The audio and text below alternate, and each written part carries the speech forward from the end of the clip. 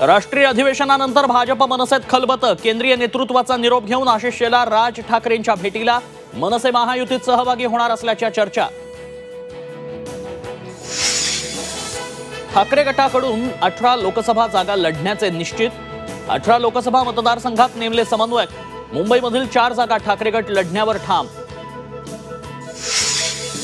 शरद पवारांना आणखी एक मोठा धक्का देण्याच्या तयारीत भाजप। जयंत पाटील भाजपच्या संपर्कात असल्याच्या चर्चांना उधाण, तर या केवळ अफवा। जयंत पाटलांचं स्पष्टीकरण।